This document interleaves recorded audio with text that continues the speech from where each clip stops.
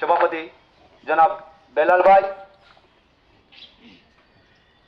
এর মাধ্যমে স্বাগতম ও শুভেচ্ছা জনাব প্রফেসর ফরিদুদ্দিন সাহেব সহ সিদ্দিকুর রহমান পাপ হাত থেকে আজকের বিশেষ প্রধান অতিথির কাছ থেকে ক্রেস্ট সম্মাননা তুলে দিচ্ছেন জনাব সিদ্দিকুর রহমান পাপলুয়ের হাত থেকে সম্মাননা স্মারক হিসাবে বিএনপির সভাপতি লিমিয়া তালুকদারকে ক্রেস্ট হাতে তুলে দিচ্ছেন।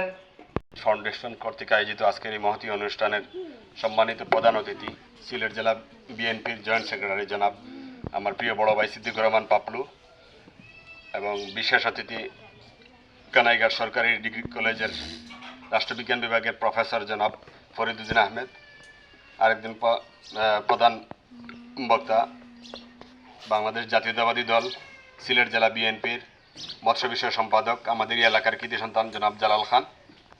আমার ডান পাশে আছেন আমাদের রাজাগঞ্জ ইউনিয়ন বিএনপির সভাপতি শ্রদ্ধাভাজন চাচা জনাব অলিউর রহমান, নুরুজ্জামান ভাই আমার ফুফা ইমেজ ফাউন্ডেশনের একজন পরিচালক, রুবেল সহ আমিনুদ্দিন সহ উপস্থিত আছেন আমার আব্বা। এছাড়া আজকের যেই সুবিধা ভোগী যারা আছেন তাদের সবাইকে আমার পক্ষ থেকে, ব্যক্তিগত পক্ষ এবং ইমেজ ফাউন্ডেশনের পক্ষ থেকে অসংখ্য সালাম ও শ্রদ্ধা।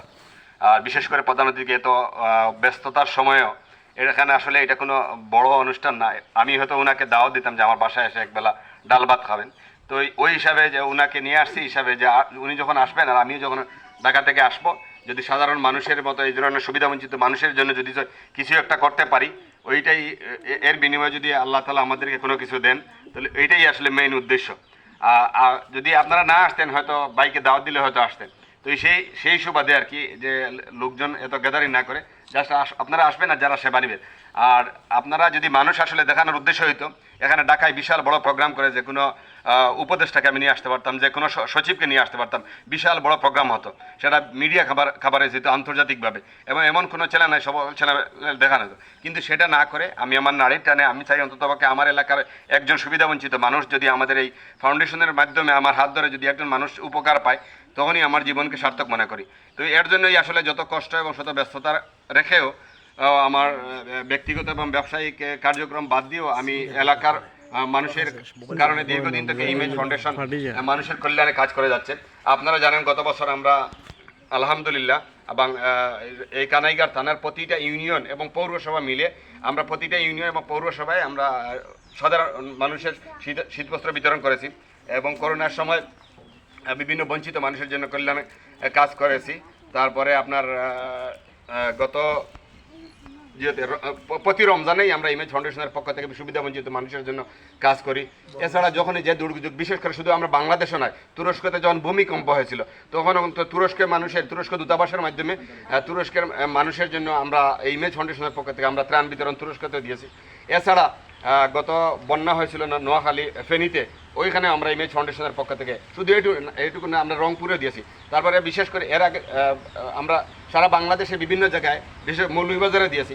তারপর থেকে চিন্তা করলাম যেহেতু এই মাটি আমার, এখানেই আমার জন্ম, তাই আমি আমার এলাকার মানুষের জন্য যতটুকু করি আমি আসলে আমার জীবনটা সার্থক হবে, সেই চিন্তা ভাবনা করেই আসলে এলাকাতে আসা।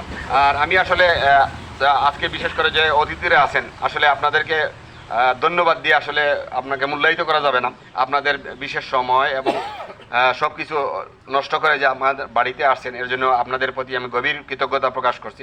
আমি আশা করব এই ফাউন্ডেশন ইনশাআল্লাহ আগামীতে এই সাধারণ মানুষের কল্যাণে কাজ করে যাবে।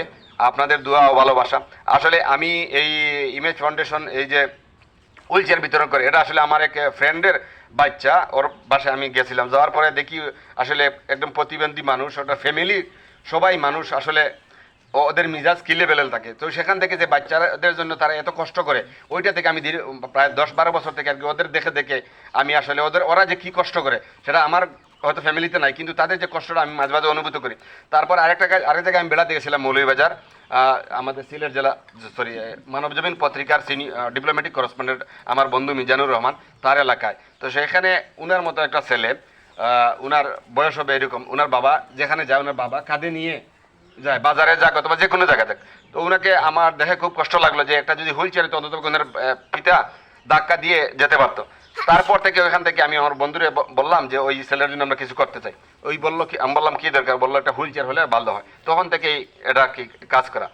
এছাড়াও আর বিভিন্ন ধরনের সেবামূলক কাজ করে, এগুলো হয়তো অনেক কাজ করা হয় গোপনে। তো দোয়া করবেন যেন ইমেজ ফাউন্ডেশন আগামীতে আরও বিভিন্ন ধরনের সামাজিক কার্যক্রম করতে পারে।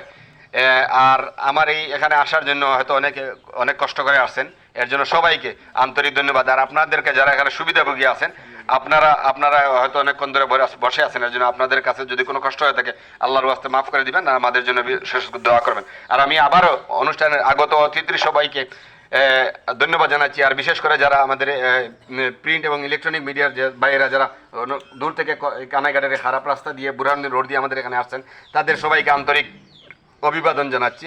আর দোয়া করবেন যেন ইমেজ ফাউন্ডেশন আর্থমানবতার কল্যাণে, মানুষের কল্যাণে আমরণ আজীবন কাজ করে যেতে পারে। এই পৃথিবী যতদিন থাকবে যেন ইমেজ ফাউন্ডেশন ততদিন বেঁচে থাকে। ধন্যবাদ সবাইকে। আসসালামু আলাইকুম।